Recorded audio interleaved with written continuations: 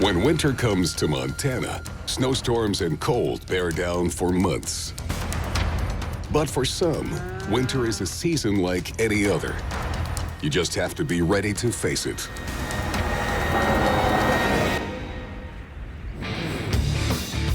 Rick and Casey are big game hunters. Tracking wild animals has become second nature. Good boy, Cash. Scott Clark is a trapper and a fisherman. He followed the footsteps of his father, Jerry, and he knows the Madison Valley like no one else. Scott and Susie have learned to face the most difficult conditions. They're the only ones to live all winter in the brutal Big Hole Valley. The Whites and the Hollenbecks have their ranches to run and animals to feed. Many animals to feed. Jenny is a sled dog breeder and an outstanding competitor. Her team is one of the best in the state. Welcome to Montana, the land of the Western pioneers. Nothing like a fresh morning in the mountains. There's another one right there.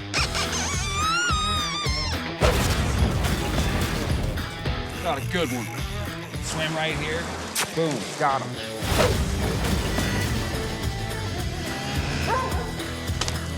Good boy, Cat. Woo! Woo!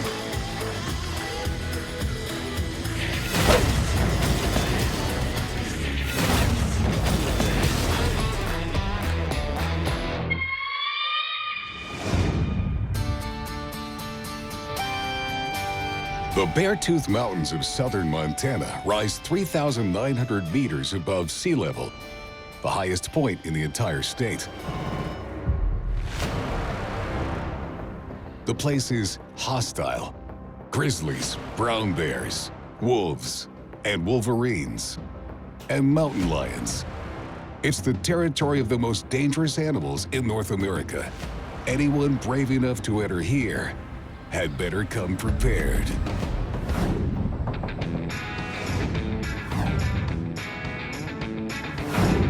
Outside the small town of Absaroka, at the foot of the ridge, Casey Kirscher, one of the best mountain lion trackers in the region, just bought a new dog. Good girl. Callie. What's this? He hopes to breed her with his dog, Cash, an excellent animal tracker. Now our secret little ingredient. Casey has been training Callie for several weeks to develop her sense of smell and her reflexes, preparing her to hunt mountain lions. Good girl. Recently, he tested Callie's progress during a raccoon hunt with Cash. To Casey's surprise, she did great. After our training session, I felt she was ready to go on a lion chase. You hungry?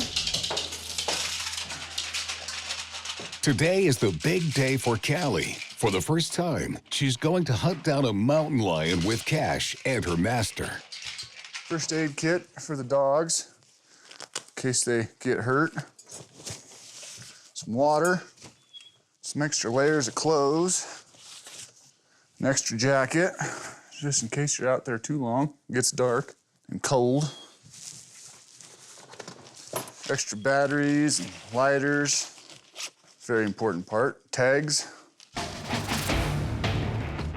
Every winter, Montana authorities impose hunting quotas to control the mountain lion population without endangering the species. If their numbers increase too much, they threaten cattle and other wildlife.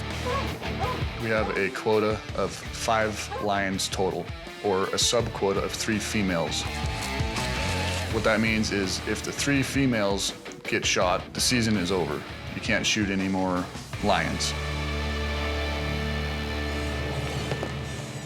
Ranchers told Casey that they have spotted mountain lions a few kilometers from his home in the mountains. I think today's gonna be a pretty good day hunting. Got some fresh snow in the mountains. Toast. Good boy. Lions should have been moving around last night pretty good, so.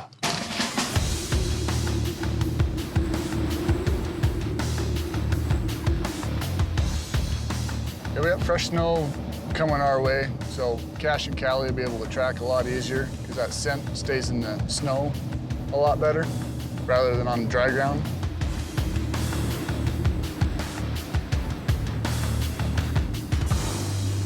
Come on, my horse. Quit. Can't see what I'm doing. Good girl. Good girl. I'll pack this one for in case I see a wolf or a coyote. It's typically gonna be running a long ways away, and I can't shoot them with my pistol. Hand pistol. First step for Casey, crisscross the area with his four-wheeler to look for fresh mountain lion tracks in the snow.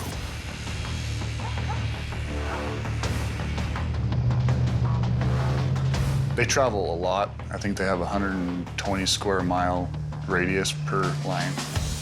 So when I'm cruising around looking for tracks, I'm looking left and right of me, ahead of me, sometimes behind me, because you'll fly right by one sometimes. I can distinguish a lion track from, any other track pretty easily. When I had Cash and Callie on the four-wheeler, I have them chained to the four-wheeler so they don't jump off. But as I'm cruising down the roads and trails and stuff, I can tell their excitement levels by how much they're barking, their intensity of their barks. They got their noses in the wind. And I get excited too when I hear my dogs get excited and they start winding up and barking, because I know there's something around that I maybe can't see.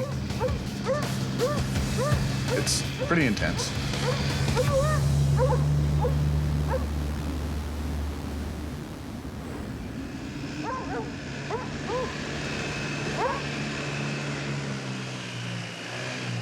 After an hour of tracking, Casey detects something. Oh, we finally found a fucking lion track. Are you ready? When I'm out with the dogs, I can usually tell how fresh a track is either by looking at it. Put these on you so I can find your ass again. Or my dogs will actually tell me if it's a fresh track. They'll light up and just start barking and going nuts. If it's not real fresh, they can still smell it and they'll let me know, but they're not as excited about it. On this track, I could tell it was fresh. My dogs were going nuts. They wanted to go just chase the thing and go have a lot of fun. Kind of hard to tell, but it looks like it might be a small tom or a large female. It's a little bit wind blown, so I guess we'll let the dogs out. See what we find at the tree. You ready? Come on, let's go. Let's go. I guess the cat was maybe 100 pounds or so. Casey follows the tracks, keeping his dogs on the leash for now. But the chase is on.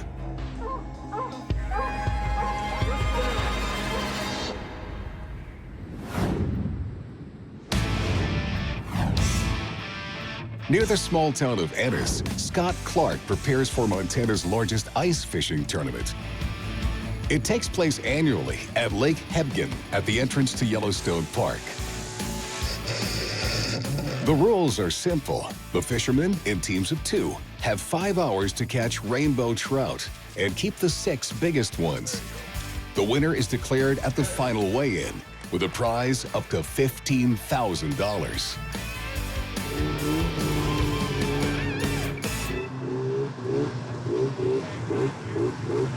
Scott Clark's fishing skills are renowned throughout the region, but during the tournament, he'll face some tough competition. It's a huge tournament. There's like 60 to 70 teams in this thing. A lot of them are professionals coming from all over the United States. There's even a team from Canada there this year. They show up with trailers with 200 rods in them. They have 50 sponsors. They have every gadget known to ice fishing. It's crazy. And they got all these big snowmobiles, all the best everything. So it's tough competition. Last year, Scott finished second, just an 1/8 of an ounce from the winner. When I went to the weigh-in last year, there was about 4 teams left, and I was in first place. And the second to last team that weighed, I seen this weight pop up on the screen, and I seen he was ahead of me by an 1/8 of an ounce. An 1/8 of an ounce is nothing. And I lost a lot of money because of 1/8 of an ounce by an out-of-town guy, and it really Really broke my heart, pissed me off. These people are all out-of-staters. They don't really fish this lake. I don't want to get my butt kicked by some out-of-stater. I'm done with second, I want to get first. I want to make sure that a local person wins this tournament. The competition is in 3 days, and Scott is determined to win the $15,000 prize. To maximize his chances, Scott wants to test a new type of jig to attract fish, made from deer hair. I found this deer on my way home tonight. Thought I'd cut a little of this white hair off of it so I could use on some jigs for this ice tournament. Might as well utilize this deer, let it go to waste. We want the whiter hair for these jigs.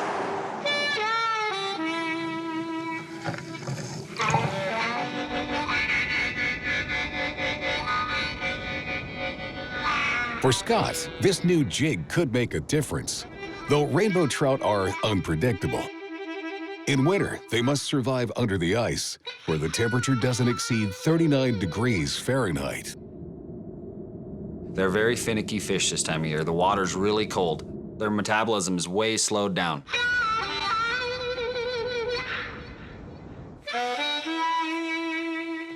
I got multiple rods here. Every rod I have in my bucket has a different colored jig on it. Sometimes trout on a cloudy day, some trout will like pink and white. The next day, you might have a sunny day. The trout might want the green wiggly. I don't catch a fish right away, I'm gonna switch rods. If this green wiggly's not working, I'm gonna switch right back over to the bucktail, the pink and white bucktail. If the pink and white bucktail's not working, I might go to just a straight pink and white jig head with no bucktail. It's hard to tie the knots when you're out on the ice. My hands are cold. I got all my rods pre-rigged with different jigs. You only have 5 hours to fish, so time's crucial. So I just want to be able to grab another rod, switch it up, and keep trying different things until I find what's working. To make sure his gear is in good shape, Scott goes to Lake Ennis to test it in real conditions.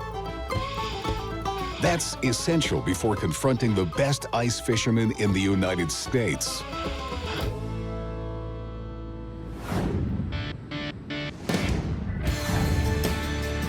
Over in the Big Hole Valley, Scott Olsen prepares for a 3-day expedition into the forest. He has to check the trap lines he set in early winter to catch pine martens. Last year, his catch gave him plenty of raw materials to create objects for his customers. The results were so good that I had a lot of people requesting pine marten projects that I could come up with because the fur was so prime and so soft.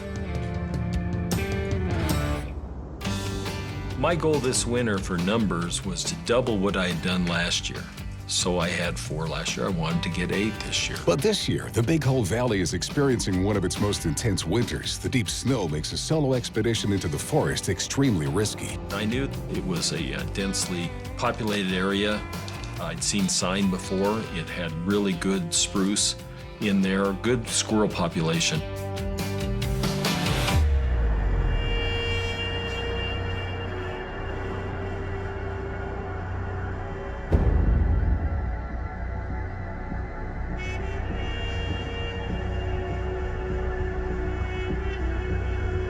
It really was necessary to take along another person because it's always good to have that support when you're out there alone in the woods for survival.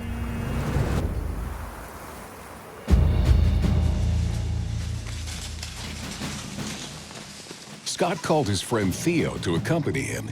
He's no stranger to the forest. Say goodbye to civilization for a few days. Yeah, that's what I need. It snowed a lot in recent days, more than 20 inches last night, at 6 feet in a week. Just starting out tells the trappers it's gonna be a tough haul to reach the traps.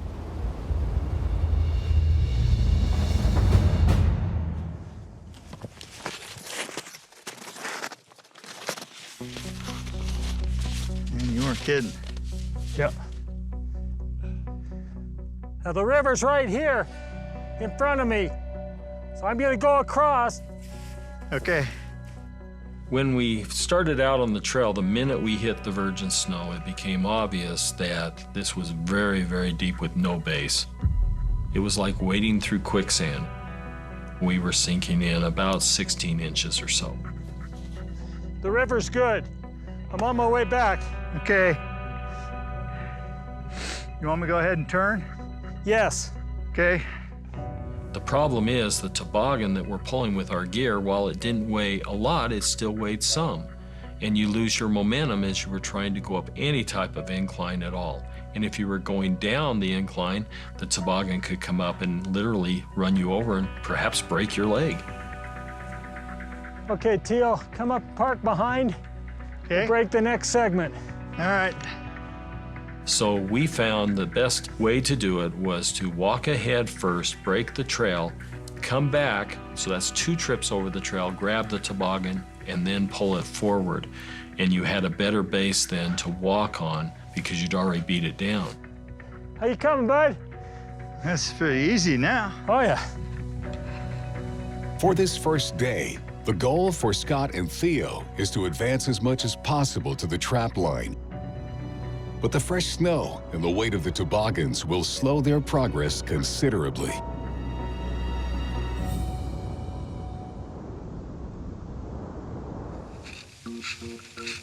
After 8 hours of walking, they've not managed to get as far as they had planned. Now they have no choice. They must find a place to camp. The wind had started to pick up. It was getting cold. There was a little spitting of snow. It was getting later in the day, and we needed daylight to be able to set up our shelter, get a fire going.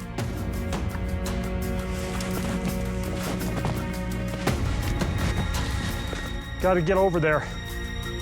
Approaching the edge of a wood, Scott locates a large pine tree with thick branches, an ideal place that will protect them from the wind. You know, we might want to just set up shelter in there. I think so.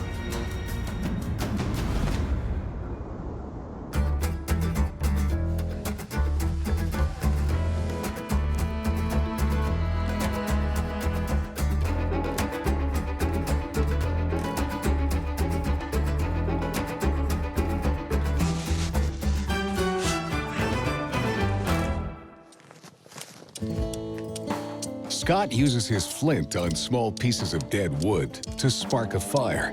The fire is essential if they're going to survive the night in the forest. The first priority is that shelter. Second is the fire, because you can't prepare a warm meal without the fire.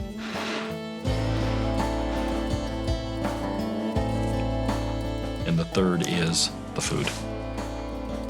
Once we got those things going, life seemed very, very comfortable at that moment.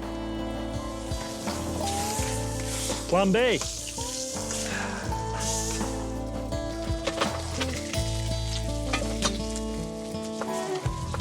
We took some fatback salt pork, fried it up to get some grease. You have a craving for grease, fat, when you're burning calories like we did today. Took some backstrap of a buffalo I killed about 2 months ago and fried that up. And the nice thing about buffalo, it's very lean meat, high in protein, very flavorful, and you just cook it till it's brown. Very fast to cook.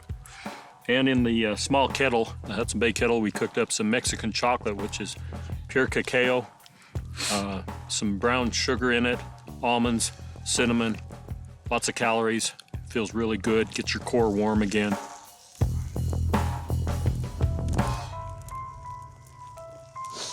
Oh, yeah. Yeah. Scott and Theo will be able to enjoy a good night's sleep. But as always on the mountain, they have to be on their guard. Most of the animals are asleep during this time of year, except for the coyotes and the wolverines and the mountain lions and the wolves, but they eat meat, and that's what we're made of. So rather than drop ourselves down and make ourselves vulnerable, we do have our weapons with us. And even something that looks so beautiful as a moose, if you get between a cow moose and her yearling, she will charge you. So you have to be on your toes. Done for today. Yeah.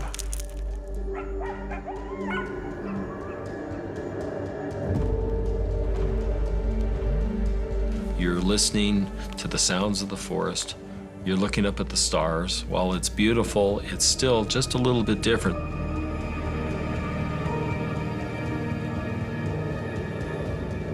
You feel like you're at one with the animals, and so you belong there rather than being an intruder. You feel like you're at ease there. That's where you come alive. It's neat to hear the sounds of the wildlife. End of a long day. Tomorrow, they should reach the trap line that Scott laid in early winter. But in the Big Hole Valley, not everything happens as planned. In the mountains near the small town of Absaroka, Casey and his dogs, Cash and Callie, hunt a mountain lion whose tracks are very fresh. Might be a small tom or a large female. After an hour of tracking, the dogs get more and more excited. They probably sense the animal nearby. Callie, good pulling. Hey. For Casey, this is a great opportunity to test if Callie can detect its direction. Callie, come here. Callie, come here. Come here. I chained Cash to a tree so I could let Callie loose first, because I wanted to see what she would do on a lion track. There he is. There you go. There you go. Good girl. Good girl. There you go.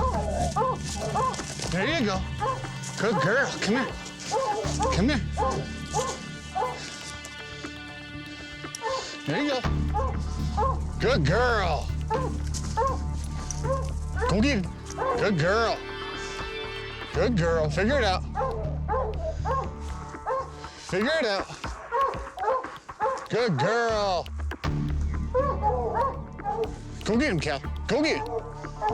Good girl. Go get him. Callie's first success. She managed to focus on the mountain lion's trail. It's time for Casey to let the dogs loose.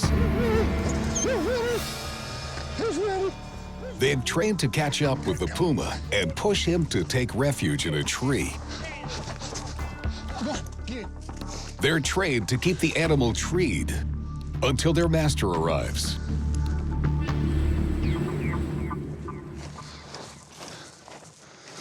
Casey tries to keep pace with the dogs. I just want to see what they're doing here real quick. He knows their precise position thanks to their GPS collars. 300 yards and Callie's at 450. So Callie's in the lead, which is good. It's really hard to keep tabs on your dogs and keep 400 or 500 yards close to them because they just move so quick.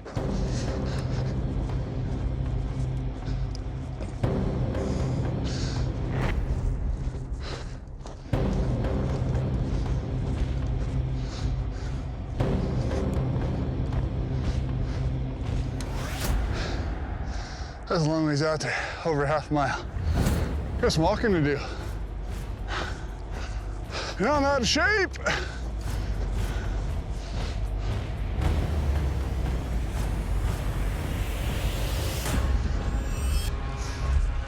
There's so many variables that things could happen. The dogs get caught on a punji stick or something and impale themselves. Temperature is always a huge thing. You're sweating, you think you're warm, you stop for a few minutes, it hits you, you get cold, you gotta start moving again. Days are shorter, your light is not nearly as long. There's a lot of stuff that can go wrong.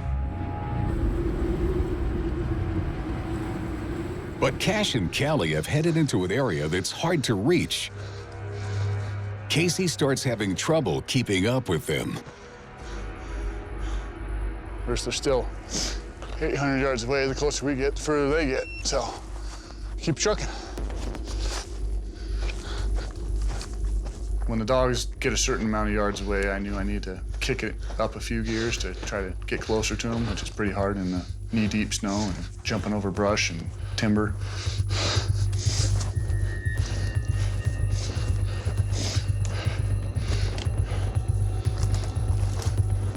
Uphill, always fucking uphill. Never go downhill.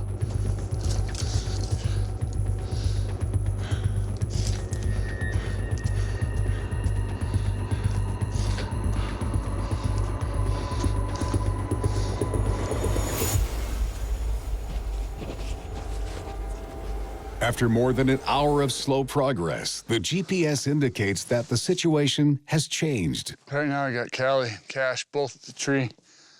They just kind of keep circling on that one tree. Or that same area, I should say.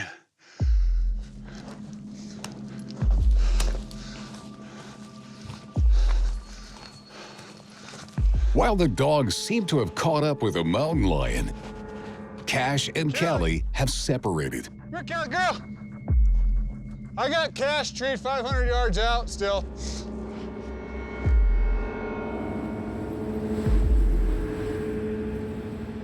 Cash is moving again. Callie's still in that same spot, so hopefully that cat didn't jump out of the tree and take a swipe at her or something. But probably should get going here and see what the deal is. Lions are such a powerful animal that they could easily kill a dog.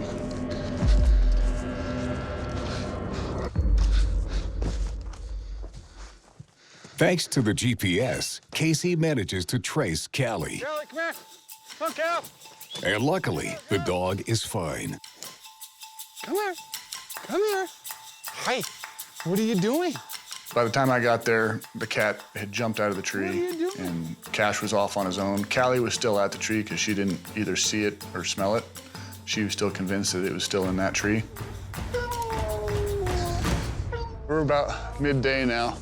Cash is fucking over a half-mile away again, still chasing that cat, so we probably need to get over and try to find him and get him rounded up before we run out of daylight, so.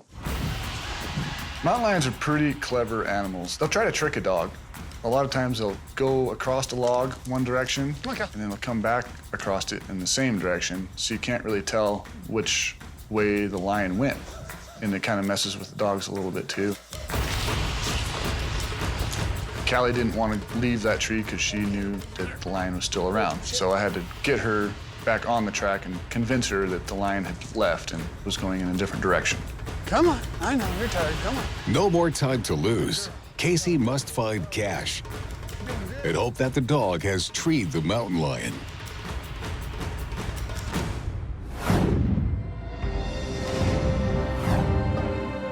Near the small town of Ennis, Scott Clark continues prepping for Montana's largest ice fishing tournament.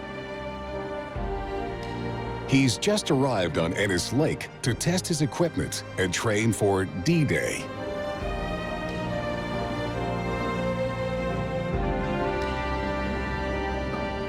This Ennis Lake, I've fished this since I was probably 1 year old. With my grandpa and my dad, we've always come out here. This is my hometown lake, fish it quite a bit. I know it very well. It's nice to see nobody else out here. This lake's all to myself today. Ice fishing is a science. I mean, it takes a lot of practice. It's take a lot of skills.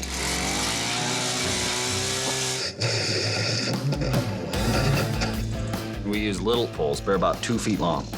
And the reason is we're standing right over the hole on a frozen lake in a 10-inch hole. We don't need a big, long rod. We're just dropping the line straight down through this hole, straight into the water. Yeah, try another hole, give it. With this little 2-foot rod, you got a lot more sensitivity, a lot more control over it. You can jig it really easy and set really easy. Today, on Lake Ennis, Scott gets a chance to test the new deer hair jig. If his invention works, it could make all the difference. The chance to win a tournament against the best fishermen in the country and pocket the $15,000 prize can hang on the smallest details. This winter's been one of the most extreme winters, so it's been 25, 30 below zero for about the last 3 weeks, so there's about 20 inches of ice. It's completely black under there. Fish during the wintertime under the lake, they can't see anything. And this deer hair jig I tied up the other day, when you jig it up and down, the deer hair kind of flutters in the water and it just attracts the fish. The deer hair is kind of light colored, so they can see that better in that dark, dark water down there. Fish will come up and they'll bite your jig, and when they first come up to it, they're usually a little shy of it, and they'll just nibble on it. If the bobber's just going just a little bit, you just wait. You just gotta wait. You gotta be patient. If you jerk right away, they haven't got the whole thing in their mouth yet, and you'll pull it right out of their mouth. Trout are very aggressive fish. When you start to feel a little nibble, you just jig it a little bit and tease them a little bit, and it'll kind of piss them off, and they'll think it's gonna get away from them. So they'll come up and grab it, and when the bobber goes clear down under the water, you jerk. To help Scott locate the fish, he's brought along a special tool that will help him. I'm using this fish finder here, and it's just a sonar. There's a little transducer that hangs right below the ice, right here. And it tells you exactly how deep the bottom is. So it's 9.6 feet deep. And this mark here, this is the bottom. These marks over here, that's my jig. When I lift my jig up and down, that mark goes up and down. If we're targeting rainbow trout, we fish the middle of the water column. So halfway down between the ice and the bottom of the lake, where the rainbow hang out. When a fish comes by, it'll flash red. The bigger the object, the more red it is. So if the red's up here, I'll lift my jig up and line it up with the fish so the fish sees it. And if it's lower, I just twitch it a little bit, and hopefully the fish will come up and grab it. Just gives you a little bit of advantage to ice fishing. Got one. He's pulling.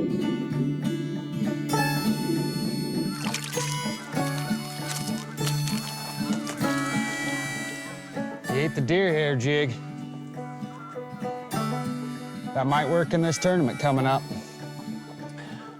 I'm gonna let him go. Training day on Lake Enos ends well for Scott Clark. His new jig has proved itself. The young fisherman is ready for the tournament, and he's determined to win.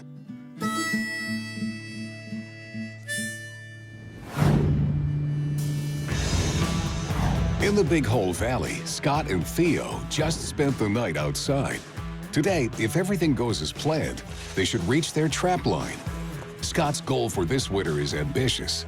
He wants to catch 8 pine martens to deliver orders to his customers, but before that, they have a long way to go.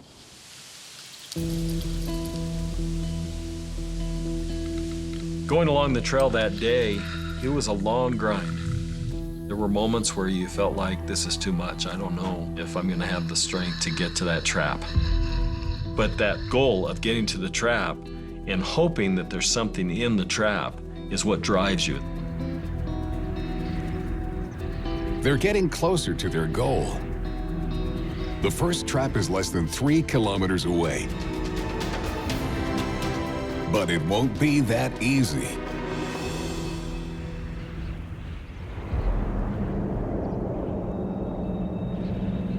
They face their last challenge, possibly their biggest yet, crossing a large snowy meadow. The actual meadow is probably the worst survival place to try to stay. You're exposed, you're susceptible to all the elements that want to be thrown at you. You have no shelter, no protection, no security. It's just the vast, wide open space. It's cold, the wind is sapping some of the warmth out of you as well. You realize that every moment that you stay stationary, you're losing heat. You're trying to keep the blood flowing in your feet so that they can stay from getting frozen. And even though you want to sit down, you want to take 5, you want to enjoy a rest, you really can't. You have to keep pushing.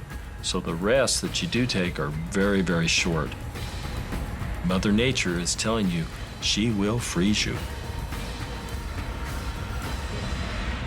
It was hard. But Scott and Theo refused to give up so close to their goal.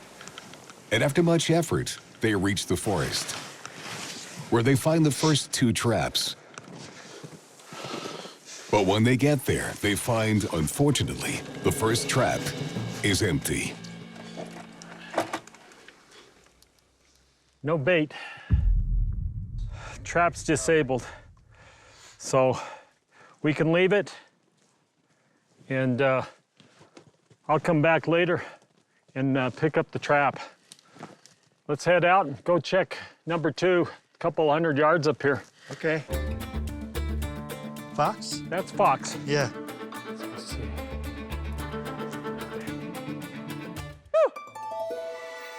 There's one in it. All right.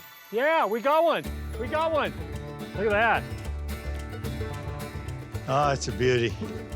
Frozen solid, too. Yeah. Oh, no wonder he couldn't move. That trap is really jammed. After all the years of hunting and fishing and trapping, checking traps of different animals, it still excites you every time because you have such a respect for them, but it's a hunt. It's the thrill of procuring what you need out in the woods. Their tails are so beautiful, but you have to skin all the way All the way down. down, yeah. I can't remember a time that hunting a deer or an elk or trapping a marten or a beaver didn't bring a great amount of joy to me. I like to think I brought you some good luck on this. Yep. I think going along this trail, despite the adversity, the toughness of the meadow, the hill, the weather being cold, seeing the pine marten in the trap suddenly made all that melt away. Beautiful day. Looks like it snowed last night a little bit up higher. Oh, yeah, just a dusting. Yeah. The adventure's not over yet. Scott and Theo still must face more challenges before they collect 8 pine martens. Still in there. The trappers must push ahead. In front of them, the forest awaits. In the mountains near the small town of Absorki, Casey Kirscher is on the trail of a mountain lion, a young male or a female of more than 100 pounds. Hey, did that kitty slip away? The hunters just found his dog Callie, who was trapped by the animal and lost track. But Cash continued the hunt. He's still far ahead, but the GPS is clear. Now it's stopped. Cash may have trapped the feline. Oh, Cash has been at the tree for, I don't know, over an hour or so. We still aren't making much headway. But he hasn't moved, so I'm gonna get there as fast as we can before the cat jumps out again. Which is hard to do, because I've only got 2 fucking legs, not 4. Come here.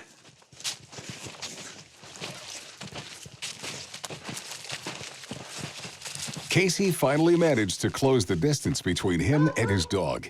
He can hear Cash barking. Find him, Cash. Get him, hound dog.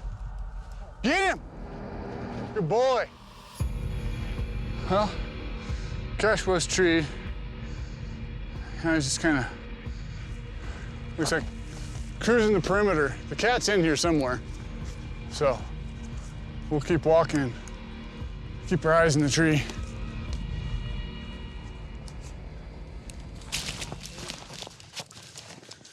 Good girl. I found the track in the woods again, lion track. Cash has been circling, so I figure let Callie go to help him out. We'll just keep our eyes in the tree and see if we can find him. Callie and Cash reunite, and this time for sure, they trap the cat. I knew that they treated the cat. Once I got up on top of a hill, I could hear him a lot better. And Cash and Callie both were barking and raising hell, so I knew that they had the lion in the tree. I just needed to hurry up and get there before the lion jumped out of the tree again.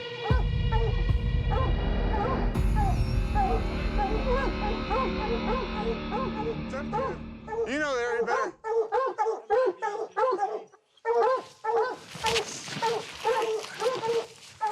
Okay. All right. Got a cat in the tree. Finally. Good dogs. Good dogs.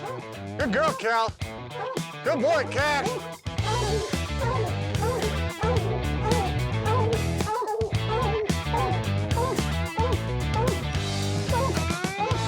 Casey must assess the situation and decide whether to slaughter the animal.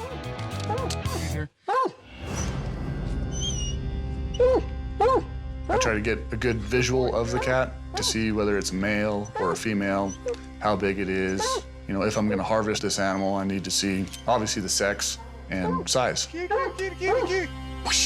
fish? Well, I spent a couple minutes down here underneath the tree trying to get a good look at this lion. Looks to be like a smaller female. I don't like to harvest females. I like to shoot big, mature males.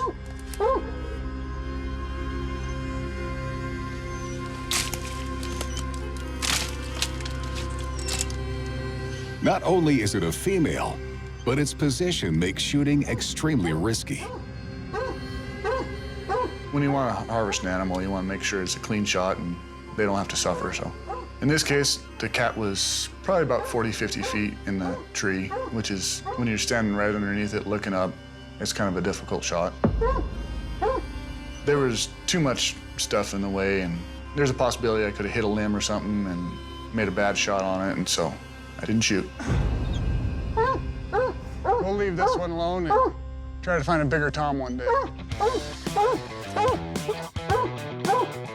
End of the day for Casey, Cash, and Kelly. The three of them can now go home. Cash, come on. Let's go home. Even though I didn't get to harvest anything, my dogs did excellent. You got him. You got him. Callie worked right alongside Cash. Cash did amazing. So yeah, that's a win in my book. Good dogs. Good girl, Cal. Good boy. Today has proven that the dog duo will make a formidable tracking team. The mountain lion hunting season is ending in the region, but Casey knows Cash and Callie will be ready for their next adventure. There's always next year.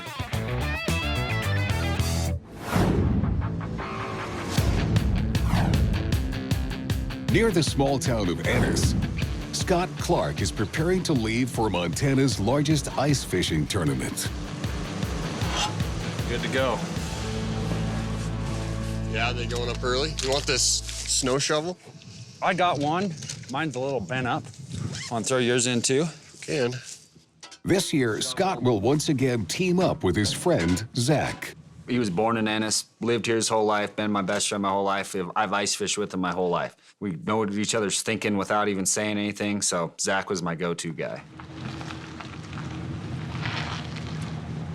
To maximize their chances of success, Scott and Zach leave one day before the competition starts. Pull forward a little. The rules allow all contestants to choose their own fishing spots on the lake. Leaving town.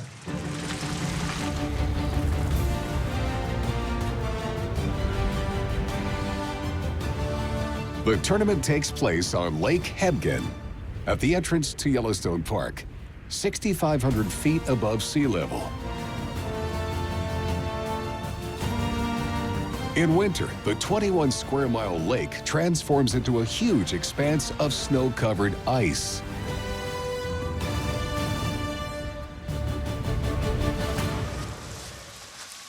Scott and Zach are among the first to arrive. They'll have plenty of great fishing spots to choose from. They want to claim the same space they fished last year. Coming in second last year, prove that trout like this area of the lake.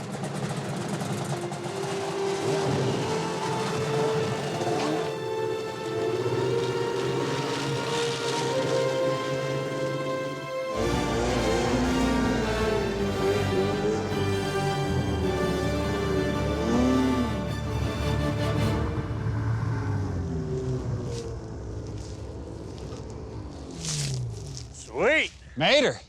Hell yeah. Here we are. Looks like someone's been here. Yeah. Well, what do you think? I don't know. Over here, there's our old log spot. Yeah, I mean, maybe just, I don't remember fishing this close last year. Right, but I think this is a zone. Right here? Right in here. Maybe. We'll put one here and just fucking a couple out there. Yeah. The place chosen by Scott and Zach was not random. The fish especially like coming to this kind of place.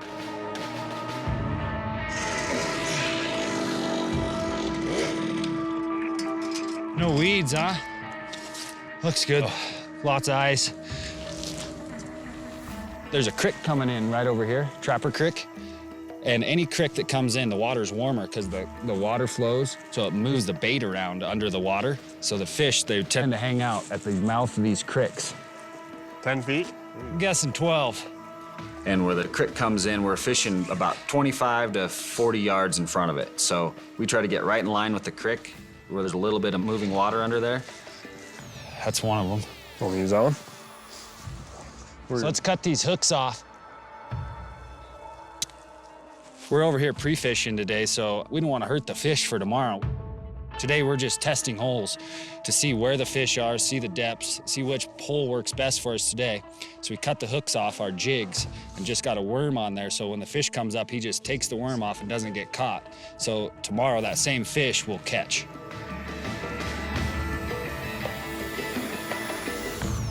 Whole lot of waiting now, huh? Stare at the hole for 5 hours. The fishermen have drilled several holes, hoping to pinpoint the best places to make a catch. You ready, guys? Watch it. And it only takes a few minutes until the first nibble. I got a fish. You got a fish? He's all over the screen. Come on, take the bait. He's got it, he's got it. Right away, fish are just popping the bobber, pulling the worms off. We know they're there. Oh, here's a fish on the fish finder. Watch the bobber here. See? See the bobber moving? Oh, there he is. There he is. There he is. Oh, he's back. Little jig. Come on. There he is. You got one where I touched it. Yeah, he was hitting it. I think we got the hot spot, dude. Oh, yeah. Is that a big guy? Got your worm again? You got the hungry fish in this hole. Oh, I'm getting one over here. Seen it flash on the Vexlar here. We got our spot figured out. We've only been here an hour. He's had 3 bites, I've had 4 bites. They're all solid bites. If we'd have been really fishing with real hooks, we would have had these fish. So I think this is definitely the spot we're coming tomorrow. Hopefully we get over here before another team takes our spot. It's all about the draw tonight. Hopefully Zach draws us a good number at the rules meeting tonight, so we get out in front of the line so we can get our spot before anybody gets over here. But if it fishes like this tomorrow, I think we should be in the money. Scott and Zach are optimistic as long as no one else tries to steal their spot. The lake may be huge, but some competitors won't hesitate to spy on their opponents. What is this? Is this guy coming over here? You see a guy? Yeah. Oh, great. We got some other competitors scoping out our spot, it looks like. Hopefully they leave us alone. We want this spot to ourselves. People are getting more serious about it every year. What a prick gonna take our spot away from us. He's definitely looking to see what we're up to. He's not welcome here. Go home. Go home. Go find your own spot. They won't know until tomorrow if they'll be the only ones to settle at the foot of the small river. But Scott and Zach are confident and ready for the competition. Yeah.